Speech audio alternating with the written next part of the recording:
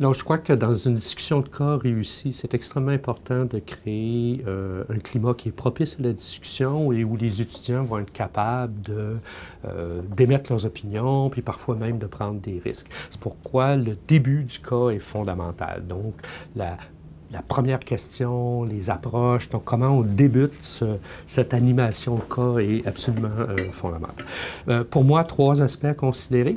Quand on commence la discussion de cas. Donc, une première chose, il y a certaines situations où on peut demander aux étudiants de travailler en équipe avant de discuter, de commencer la discussion. J'utilise ça quand je ne suis pas certain de la préparation des étudiants. Par exemple, formation des cadres. Bon, on a demandé aux gens de lire, mais on n'est pas toujours certain s'ils ont bien lu. Donc, on leur donne le cas, on leur donne le temps de discuter ensemble, ça dégèle un petit peu l'atmosphère et après ça, les étudiants peuvent participer mieux dans une discussion plénière. Quand je suis certain de la préparation des gens, je commence tout de suite la discussion de cas. Donc, premier, quand on commence la discussion. Deuxième choix, la question de départ. La question de départ, on peut avoir une question assez large. Qu'est-ce que vous pensez de la situation? Quel est le problème? On peut avoir des questions peut-être plus difficiles où on rentre dans le sujet de la discussion.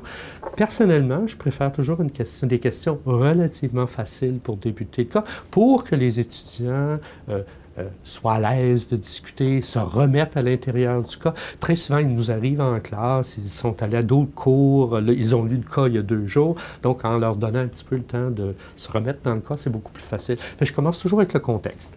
Je pose des questions relativement larges sur le contexte. Donnez-moi ce qui est important de l'entreprise pour la discussion de cas.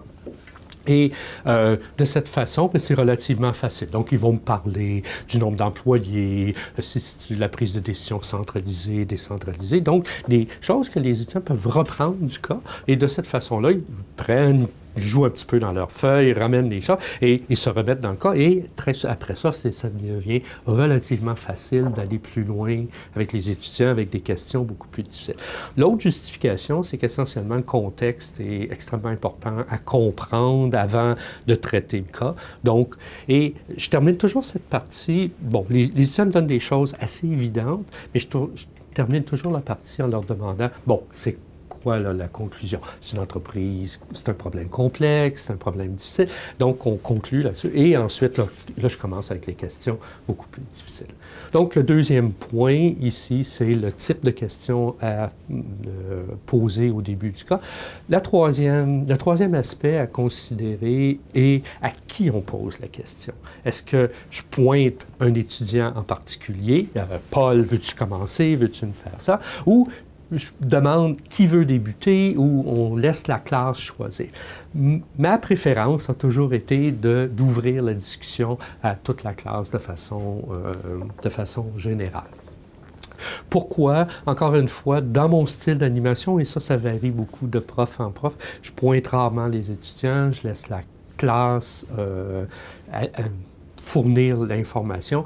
Bon, comme j'enseigne beaucoup au niveau du MBA, c'est relativement facile, tout le monde veut participer. Dans d'autres circonstances, je pense qu'il faut peut-être pointer, par exemple au bac, mais quand je vais pointer les étudiants qui n'ont pas beaucoup participé, puis je les avertis avant, en leur disant, bien, aujourd'hui, ça va être toi qui va être un petit peu sur la sellette. Donc, j'aime pas beaucoup mettre les étudiants sur la sellette. Ça se fait dans d'autres circonstances, je pense que c'est pas un problème, mais ça dépend aussi du style d'animation du prof.